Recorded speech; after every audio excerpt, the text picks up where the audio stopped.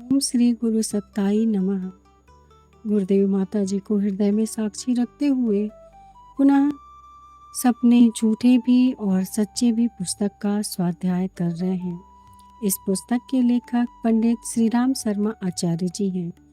इस पुस्तक में गुरुदेव ने स्वप्न के अनेक पद्धतियों के बारे में, स्वप्न के अनेक विचारों के बारे में बहुत कुछ बताया है और बहुत कुछ अभी पढ़ना बाकी है।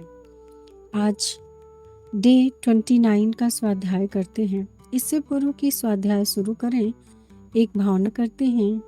आज हम माँ गंगा, यमुना और सरस्वती, जहाँ ये तीनों धाराएं मिलती हैं, उस स्थान पे हम बैठे हुए हैं। प्रयाग स्थान पे बैठे हुए हैं, जहाँ पर पता नहीं कितनी सारी ऋषि सप्ताहों ने बैठकर जप तप अनुष्ठान किए हैं।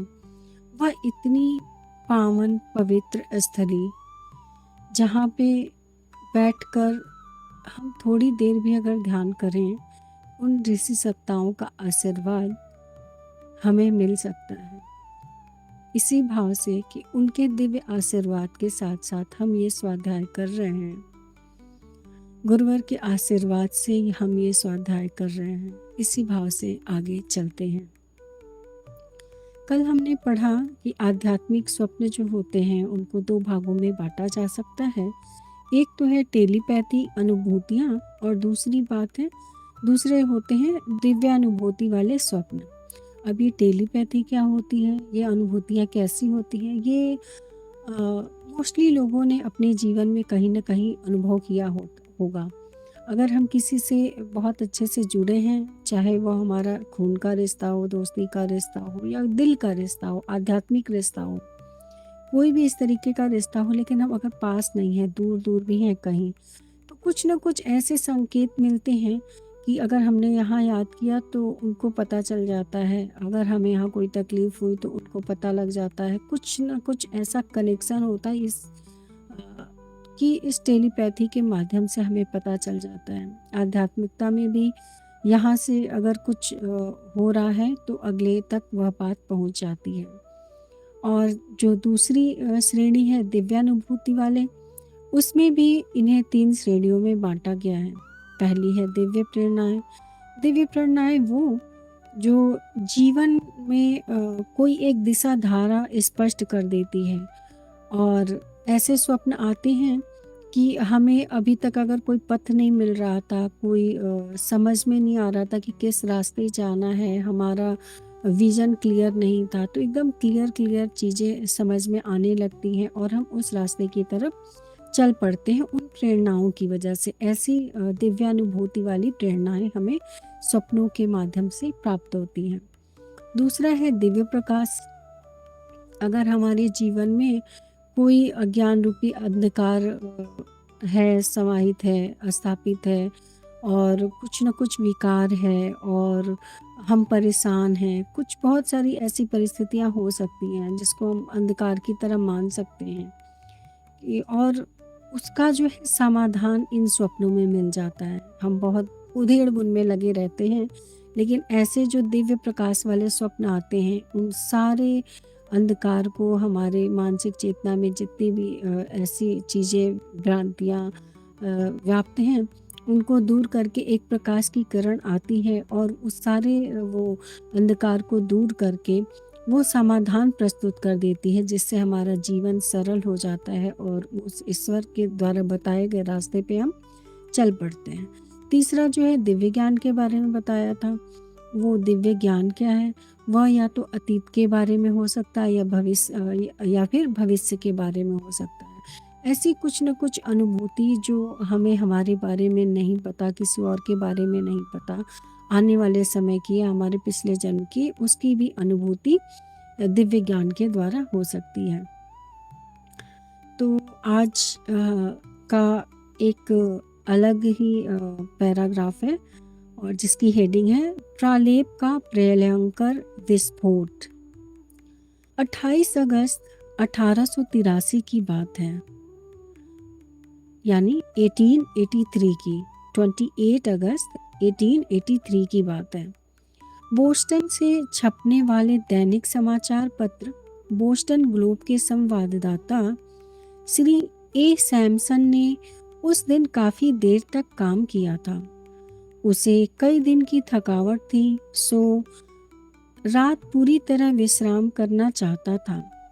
प्रेस के चपरासी को उसने हिदायत दी कि मुझे 3 बजे से पहले न जगाया जाए, और यह कहकर वह अपने बिस्तर पर लेट गया, सो गया। उस रात उसने एक स्वप्न देखा। महाभयंकर, हृदय को कपा देने वाली मानवीय इतिहास की एक जबरदस्त दुर्घटना, जिसने लोगों को यह सोचने के लिए विवश कर दिया कि संसार में स्थूल हलचलें ही सब कुछ नहीं। जो दिखाई नहीं देता, उस सूक्ष्म आकाश में भी ऐसी अनेक सूक्ष्म शक्तियां क्रियाशील हैं, जो मनुष्य की अपेक्षा अधिक संवेदनशील, शक्ति और सामर्थ्य से परिपूर्ण है। इस घटना ने ही एक छोटे से संवाददाता की प्रतिष्ठा सारे विश्व में फैला दी। ए सैमसन ने देखा कि एक भयंकर पहाड़, उससे लाल रंग का लावा फूट पड़ा, जिससे उस द्वीप में महाभयंकर विनाश लीला प्रारंभ हो गई। टापू अग्नि ज्वालाओं में बदल गया है। पृथ्वी कांप रही है और सब कुछ जलता हुआ स्वाहा होता जा रहा है। स्वप्नावस्था में ही उसने किसी से पूछा, इस द्वीप का क्या नाम है? प्रालेप। किसी ने स्वप्न में ही संदेश दिया और सैमसन की नींद टूटी। स्वप्न इतना विभत्स था कि वह दृश्य सैमसन के मस्तिष्क में ज्यों के त्यों उभरे। तब तक आंदोलन मचाते रहे जब तक कि उसने पूरे स्वप्न को एक लेख के रूप में तैयार कर नहीं लिया। उसने सोचा यह था कि यह लेख किसी दिन समाचार में छपेंगे, लेकिन उस पर इम्पोर्टेंट चिट लगाई और वह चला गया। प्रातःकाल संपादक आया। उसने महत्वपूर्ण की चिट लगे इस समाचार को पढ़ा। उसे लगा यह किसी संवाददाता का समाचार है, सो बोस्टन ग्लोब के मुख्य पृष्ठ पर प्रमुख समाचार के रूप में दोहरा शीर्षक देकर छाप दिया। 29 अगस्त को समाचार सारे देश में, संसार में फैल गया, जबकि संसार के और किसी भी अखबार में ऐसा कोई समाचार नहीं छपा था। दिन भर बोस्टन ग्लोब कार्यालय से पूछताछ चलती रही। संपादक अपनी भूल के लिए स्वयं भी हैरान था। मैक्सिको, ऑस्ट्रेलिया, अमेरिका से आकाश में गड़गड़ाहट, समुद्री तूफान, भूकंपों के संक्षिप्त समाचार मिले, पर उतने से संपादक और पाठकों में से किसी को जिज्ञासाओं का समाधान न हुआ। आखिर संपादक को सारी घटना का मूल सुधार छापना पड़ा। सचमुच जिस समय युवक संवाददाता ए सैमसन यह स्वप्न देख रहा था, पृथ्वी के दूसरे छोर पर क्राकातोआ द्वीप पर भयंकर भूकंप और तूफान आया था। इस समय ज्वालामुखी के कारण संपूर्ण द्वीप समुद्र के गर्त में ऐसे समा गया था जैसे विशाल घड़ियाल की दाढ़ में मानव अस्थि पंजर। घटना की पुष्टि कई दिन बाद उधर से लौटने वाले जहाजों ने की थी। तब फिर भूल सुधार छापा गया। सैमसन के बड़े बड़े फोटो समाचार पत्रों में छपे। इस स्वप्न की गहरी छानबीन की गई तो कई ऐसे सूक्ष्म रहस्यों का पता चला जो मनुष्य के लिए अकारण कभी संभव ही नहीं हो सकते थे। लोगों ने अनुभव किया कि वस्तुतः कोई शाश्वत और साक्षी सत्ता है, जिससे संबंध जोड़ने या अनायास जुड़ जाने से ऐसी विलक्षण अनुभूतियां हो सकती हैं। पहले लोगों को इस द्वीप के प्रालेप नाम पर टिप्पणी करने का अवसर मिला अवश्य, पर पीछे कई दस्तावेजों से यह रहस्य प्रकट हुआ कि 150 वर्ष पूर्व क्राकातोआ का नाम प्रालेप ही था। मानवीय इतिहास में संकलित किए जाएं तो इस तरह के दूर संचार वाले स्वप्नों के समाचारों से 1-2 नहीं, हजारों पुस्तकें लिखी जा सकती हैं। इस कहानी से मतलब जो सच्ची घटना है, कहानी नहीं कहा जा सकता इसको, यह तो बिल्कुल सच्ची घटना है जिसको सैमसन ने देखा था। वो एक संवाददाता था। मतलब इससे बहुत सारी चीज़ें हमें एकदम क्लियर हो जाती हैं कि किस तरीके से भविष्य के गर्त में होने वाली चीज़ों को हम सपनों के द्वारा देख सकते हैं।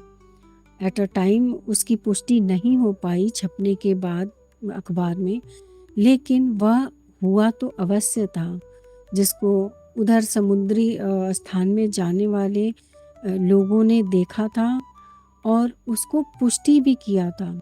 और मतलब उसमें एक नाम भी था, उसकी भी पुष्टि की गई कि प्रालेप जो नाम था। और वो मतलब कि हजारों साल पहले द्वीप का के साथ ऐसा हुआ, ज्वालामुखी फटा, क्राकातोआ, उसका बहुत पहले नाम प्रालेप ही था। यानी कि एक एक चीज़ जो बारीकी से देखी गई स्वप्न में, और यह तो ऐसा नहीं है कि मानवीय संकल्पना है, सोच है, विचार है, यह तो ईश्वरीय दान है, ईश्वरीय प्रेरणा है, ईश्वरीय अनुदान है एक तरीके से, जो कि उस व्यक्ति को मिला था जिसने भविष्य देखा था। आइए हम भी ईश्वर के बताए हुए राह पर चलें और उनसे अनुदान और पाने की कोई अपेक्षा ना करते हो, बस इतना कि हे ईश्वर, हम आपके बताए हुए मार्ग पे चलते रहें और सभी का कल्याण होता रहे। यहीं पे आज समाप्त करते हैं। ओम भूर्भुवः स्वः तत्सवितुर्वरेण्यं भर्गो देवस्य धीमहि धियो यो न प्रचोदयात्। सभी को गुरुदेव माता जी का बहुत सारा प्रेम, बहुत सारा प्यार दुलार।